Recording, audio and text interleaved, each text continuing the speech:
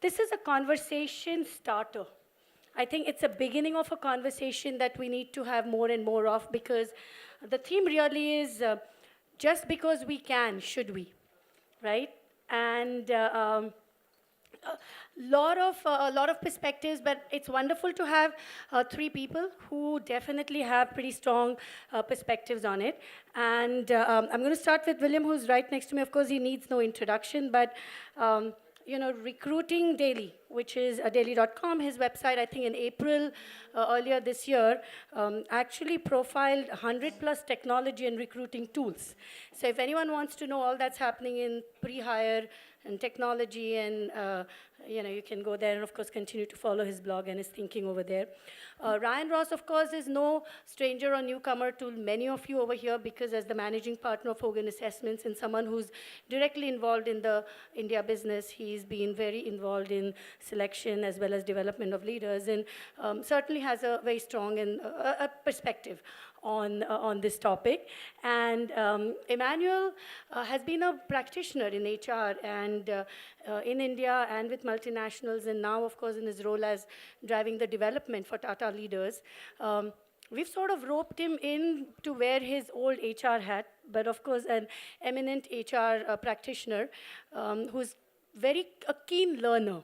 And if anyone knows Hogan, then he's probably 100 on inquisitive and maybe 110 on learning.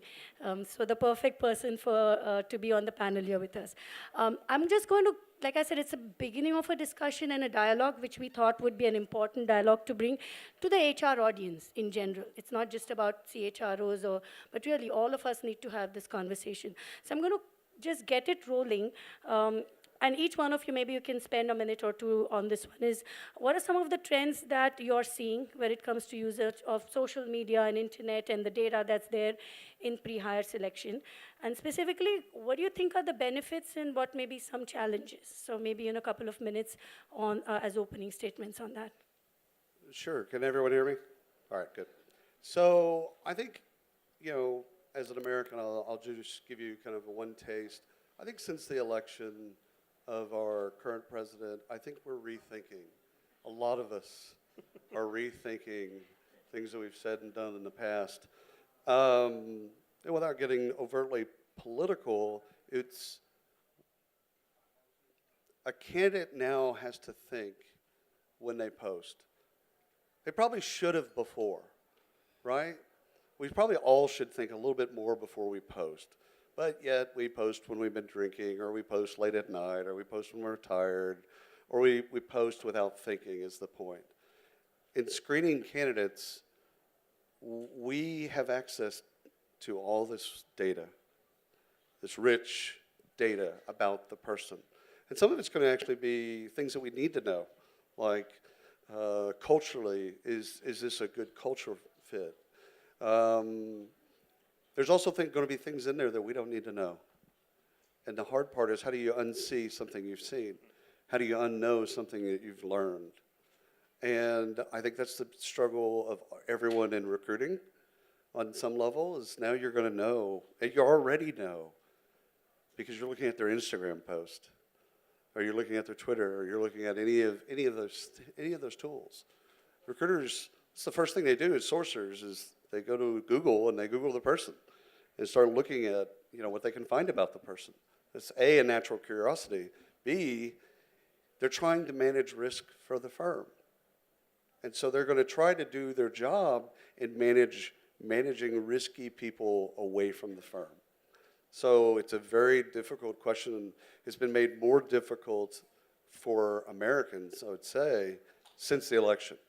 Because now we thought we had answers, and now we've learned that we don't have answers. Now we have Twitter feed that goes all over the world. Yeah, I think, you know, earlier, a few years ago, we looked at data from social media as for social conversations. You're going to meet somebody, the obvious thing you did was to look at LinkedIn profile, looked at interests or common groups, and then spoke about it, and that kind of gave you brownie points. And now, suddenly, it's getting real. I remember once, about even 10 years ago, I asked somebody in an interview about something he had written on LinkedIn, or there was a news item about him, and that person was a bit aghast, actually. He said, how did you know, right? So when it comes to the real thing, I think there's some apprehension. And then how do we use the real thing is really a matter.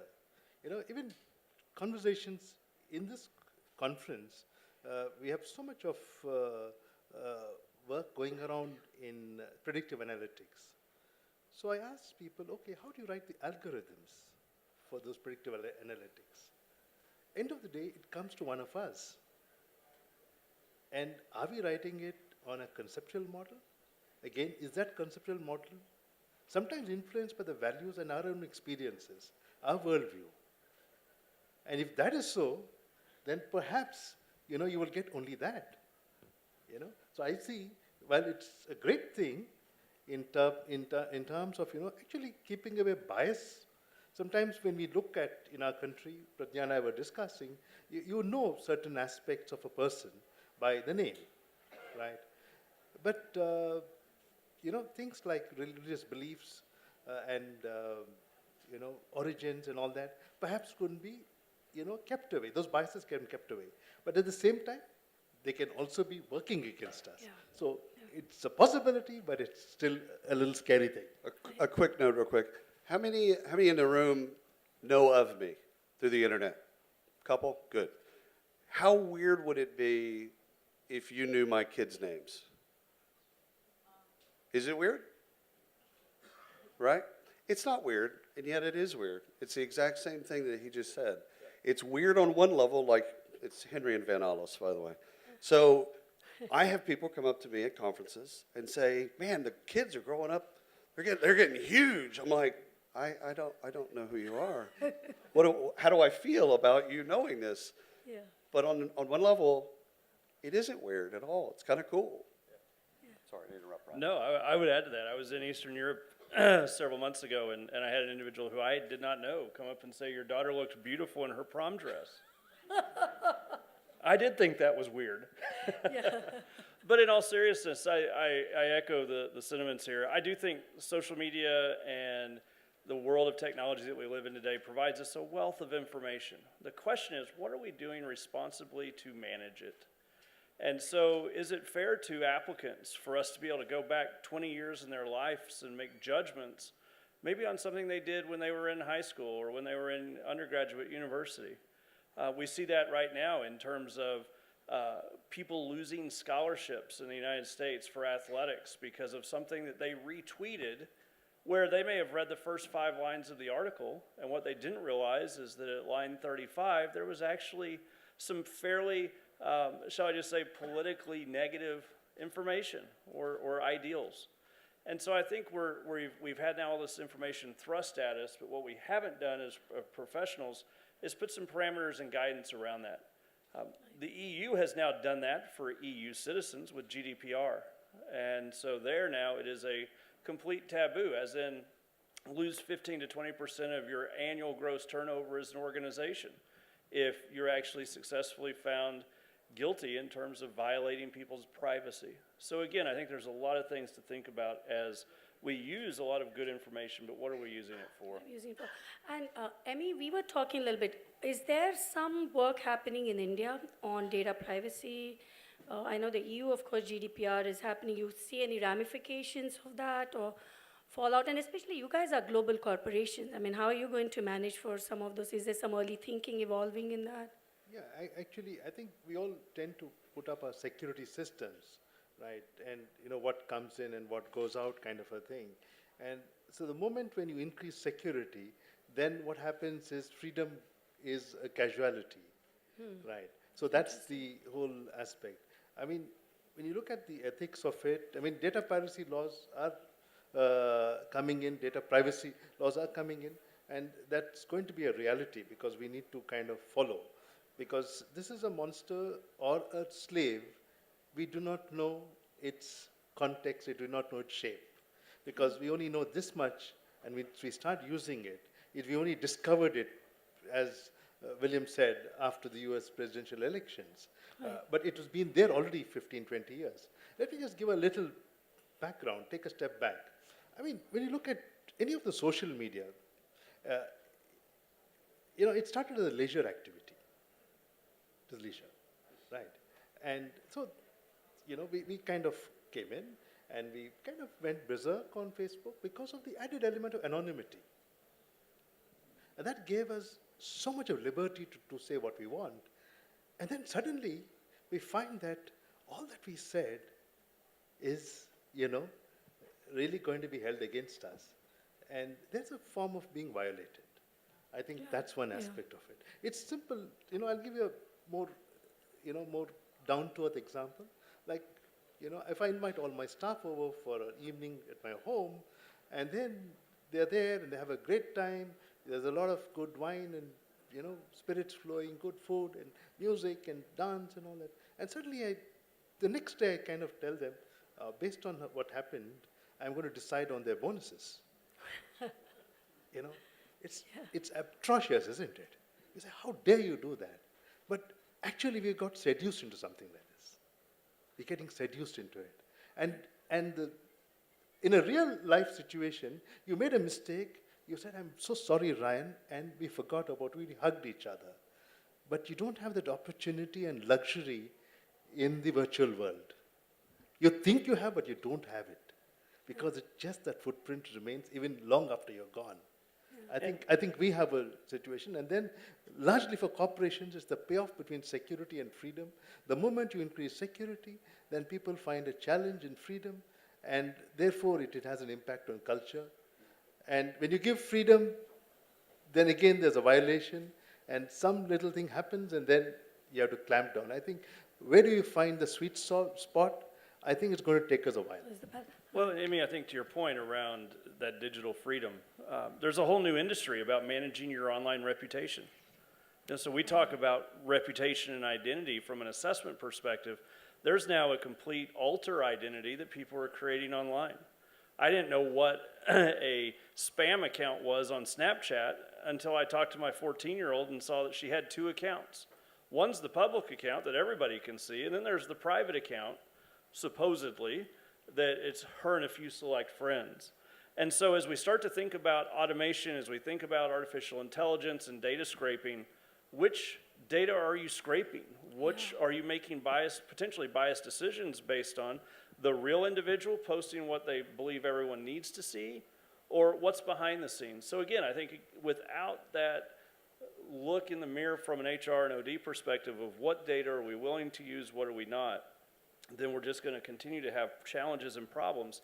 And let me challenge you as the audience this, and that is, it'd be much better as a profession for us to set standards and guidelines for our own use versus having those legislated to us by people who aren't even in the field. Yes, and start evolving those professional standards, of course. Which takes me, and William, this is perhaps a question for you, and then, of course, Ryan can also have some things, is because as you looked at all these pre-hire tools, the 100+ technology, recruiting, and of course, William is in that sweet spot, I like to say, at the intersection of what I say, innovation, HR, and technology, right? I mean, that's how I think of your work. And so to look at it, my question is this all quackery? Is this all charlatanism, but just in new guise? Or is there some real science? Is there some advancement of human society understanding? So, okay. The great part of this question is take recruiting solutions like ATSs. ATSs, as a category of software, have been around for 40 years, 40 plus years now. It's the second oldest category of software in HR. Time and attendance is the oldest. But we're now on about the 6th wave of ATSs.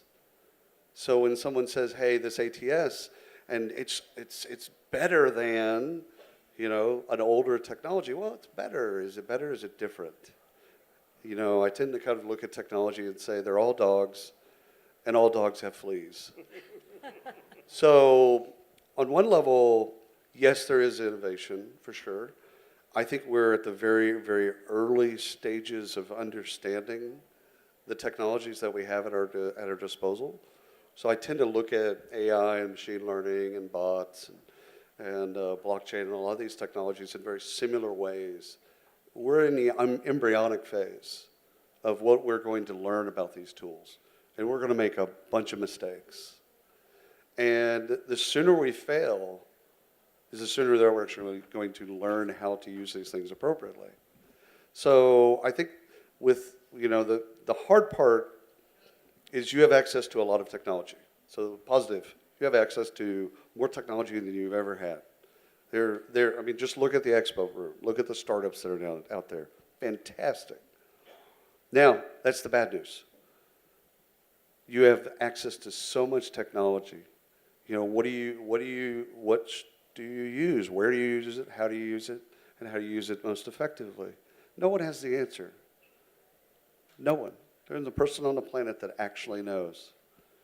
And that's yet another thing to consider. You're going to have to try it and fail for yourself using these technologies. But I think we are at the beginning phase. Anyone that I do like the word charlatan, by the way, very, very, very much. I think it's inappropriate that someone that would say that we know how artificial intelligence is going to do X, Y, and Z. I just think it's not true. We don't know that yet. We in our generation, or in our lifetime, we might not know, ever. So I think it is charlatanism, actually. Well, and I would say it's data without theory. And if we're going to operate in an evidence-based world, which we should as practitioners, we should know what it is we're predicting. We should know why it predicts those things.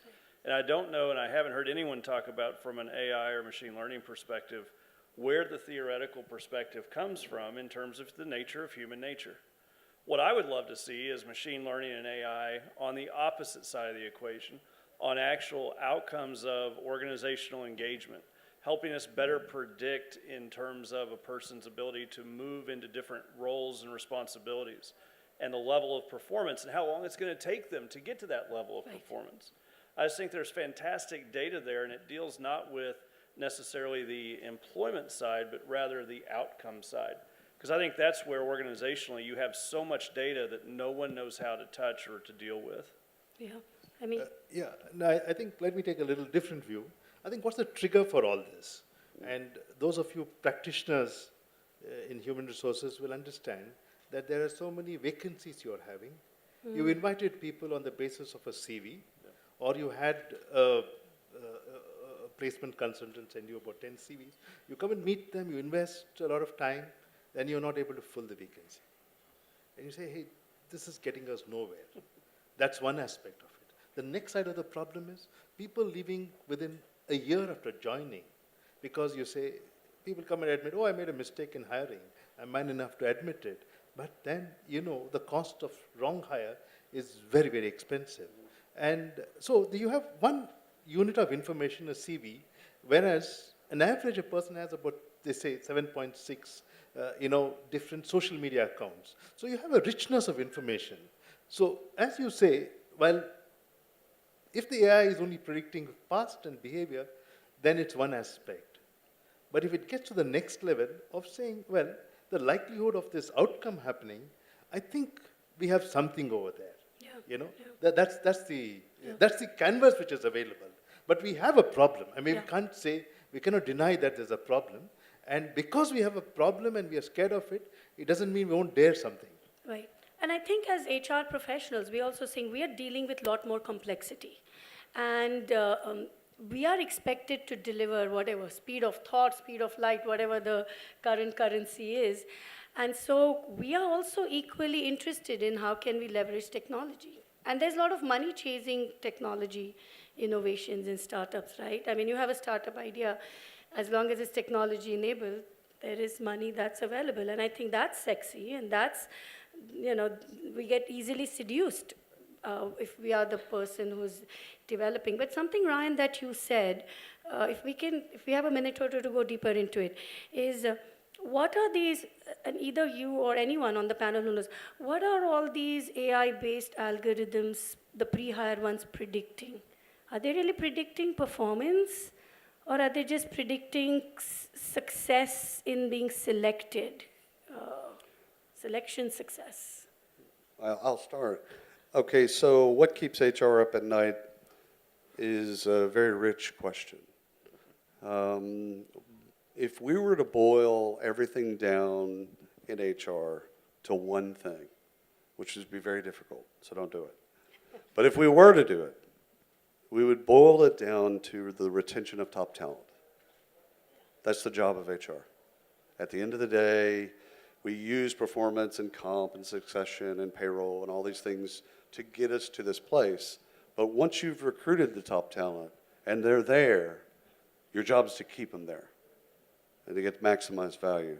So can any of these technologies actually predict who those people are and what is your ability to keep them?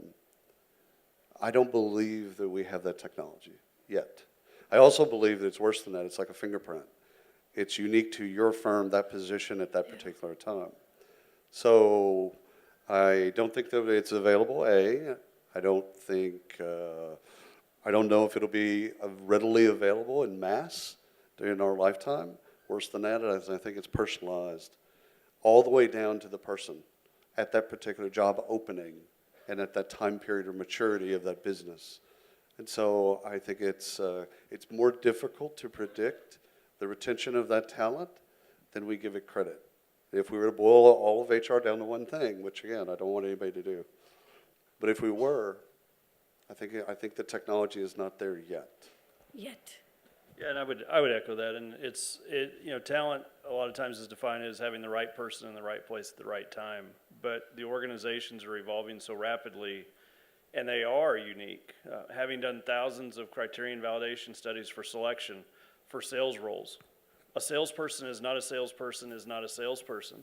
Yes, the basic ability to sit and have a conversation is, but yet it is so cultural specific around the products, around the values of the organization.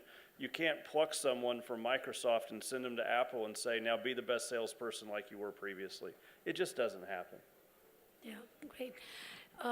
We have about 5 minutes. Shall we take some audience questions? If there's anyone, like I said, it was beginning of a conversation, a discussion. So if what we've talked here has got anyone either adding a comment or a question, then I think we have a few I minutes. wanted to follow up with Ryan sorry, yeah. real quick, because one of the misconceptions, at least in the US, is that there is a singular corporate culture. So you take Ryan's example of how sales roles are different. They're different and even within the same country or company. So you take a salesperson that's in Silicon Valley or someone that's in Kansas or someone that's in New York, those particular offices and their audiences that they serve are unique. So even a salesperson to a company is different. Each of those roles is different. So I think Ryan made it simple when he said that all salespeople aren't the same. All sales positions aren't the same. Pradnya, we actually have received a couple of questions Okay. on the app. Oh, so good. I shouldn't have. yeah, you can I probably have no just- glasses. Can you read them? Sure. Happy to do that. So I'll probably. Pick any, or you want me If to I pick? had an algorithm, I could have predicted that. I know. Do you want me to? Yeah, please go ahead. Okay, the first question. I don't know who this is addressed to, but probably to the group. In your experience, have you been able to figure out how to draw the line between what you need to know and what is off limits? Is India considering something on the lines of GDPR to truly protect its citizens? I'll take the first one. I don't think we know what's off limits. I think it was really simple a few years ago where people would say LinkedIn's professional, Facebook's personal. And we all kind of agreed, whether or not we agreed or not, we agreed that one was professional and one wasn't. And all of a sudden, all the water is now muddy. Where LinkedIn, you see things that go on in LinkedIn that you're like, I wouldn't post that there, but all right. And you have things that are professional in Facebook. And both are attacking work in similar ways. They're coming at work, and they're coming to fix things at work in similar ways and different ways. So I don't think people actually know where, if there's a line, and or what's off limits. Just one quick thing. When you look at, one is you have the right to do something, and what is right to do. I think it's a toss-off between those. You may have the right to do because you want to protect the organization, and is it the right thing to do is a question.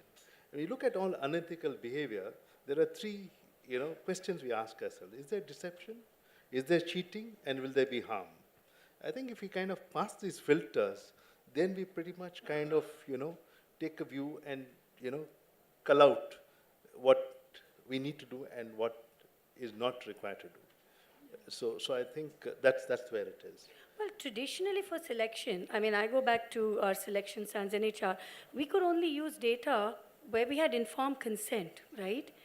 And I think that is another ethical question with Facebook or our social media postings. And I'm sure we've all signed an agreement and a yes somewhere saying you have access to the data. So I'm not getting into that, but Actually, has anyone ever read a terms and conditions? Like, seriously, I want to be, I'm sorry to interrupt. no, please. But like, does anyone know anybody that's ever read a terms and conditions? No. I just click the button. I assume that they're doing the right thing. Of course, they're probably selling my data to Russia. But yeah, I think that years ago with models and even people that you would take pictures of, you would have them sign a model release form, Right. right? I actually remember this in advertising where you'd have to actually get the person's overt permission so that you could use their photo. Now, there's no less than 15 people taking pictures of me right now, right? Did anyone give my, no, of course not. It's kind of assumed, but is it? Yeah, great. So talk about informed consent. I mean, is that going to just go away, Ryan? I mean, Oh, I don't believe so. The running joke now in Europe is when you hand someone your name card, you say, do I have permission to look at yours? Because GDPR says you have to have explicit permission to hold and retain those data. You have to have it expressed right. Obviously, it's taking it a little far, but is it? And so, in the older days, at least in the States, there were very specific topics that you were prohibited from investigating or understanding. Now, if the candidate sat in your office and discussed it, I mean, do you say, time out, stop, I can't unhear that? Now it's just, I can't unsee that, especially if it's a social media post. Y'all, I'm from Texas, so it is not unusual in an interview for someone to talk about where they go to church. I'm not joking. Like, someone will just be naturally part of a conversation. Well, I go to Rock Church and so on. And it's a protected class. Religion is a protected class, supposedly, in the United States. And here's someone just mentioned that they're a part of this church. Now I know this. Now what can I do? Or what am I going to do? Does it bias me towards them or against them? So I just want you to know that it wouldn't be unusual for you to ask or talk about your religion in Texas. and bias is a whole other question that we didn't even have time to get into in this discussion. It gets to what Emmy was touching upon, is what are we really predicting? Because we can say that with technology we can eliminate bias, but who's written the algorithm? And so are we perpetuating a bias that might have been implicit and in fact hardwiring and programming it in, or are we really taking away bias? Again, as I'm saying, these are questions that all of us in HR, we are going to move towards usage of technology. But maybe these are questions we need to pause and ask ourselves. Maybe these are questions we need to work with our vendor partners, which will contribute to knowledge building, to early failures, and really take HR profession forward. I think we may have time for just one more question. So can you read that? This last question, by the way, was from Karan Grover. So Karan, thank you for the question. And this next one is from Harishankar Mohan Kumar, who's actually asked a question around the discussion we've heard today on data privacy. Do you think this is a double-edged sword, as people can forge their social media data, and then companies use that for recruiting and can easily fall for that? Emmy, you want to lead with that? Yeah. So there's this interesting thing called applymagicsauce.com. So I went into that and I posted one of my writings. And you know what my profile is? I'm a 36-year-old female, contemplative, don't like so much of social get-togethers, right? But will work hard. So it's possible that you can fake it, I can pick up something and you can seduce people into believing what you're not. I think, well, one side of social media talks of authenticity, but there's also this whole fake situation. I think we have to get a balance somewhere. Yeah. I just want to add one line, Pradnya. When you look at all these tools of artificial intelligence, I think they're good, right? So I just want to summarize it in a sentence. I said, well, I think we need natural wisdom to use artificial intelligence. Because end of it, it's our judgment which calls, and being human, what makes, this whole interaction what it is. Because in organizations, we're looking towards collaboration and trust, right? And for that, it cannot be replaced by human judgment. Yeah. We can use the tool, but use our judgment. And of course, there's a natural self, and there is a managed self, and then there's the whole social media self, and I think all of us are operating from a managed selves. At least I hope we are. We don't always want all our natural selves out there, but there is that whole managed self. We do try to bring the best of ourselves to the workplace. I'm going to ask a tactical question. This clock is throwing me off a little bit. Do I have 3.5 minutes more? Or are we done? We're over 3.5 we are minutes. over by 3, okay. So, That's that managed self versus yes, professional. versus a natural self. I'm fascinated that there's a clock. So, But I think if I were to summarize, great, thank you. I mean, thank you, Ryan, thank you, Emmy, thank you, William. You guys are thinking about this and at the cutting edge of all this thinking. A message to HR folks, we still have work. I don't think chat bots and interview bots are fully replacing it. I think we need to bring still our natural wisdom and judgment. Just to end, yesterday I was in a CEO panel where Ms. Naina Lal Kidwai was there, and people asked her, what's your one message to HR? Or as a CEO, what do you expect? And I thought her message was very topical. She said, I don't want HR to forget to bring the human element. That's what I want my HR to bring. And of course, there's technology, and of course, we can enable it. But let's continue to bring the human touch. So thank you, all of you. Thank you for a wonderful panel. Thank you for being here this afternoon. So great, and let's continue with the conversation. Thank you, panelists. Thank you, Pradnya. Lovely session.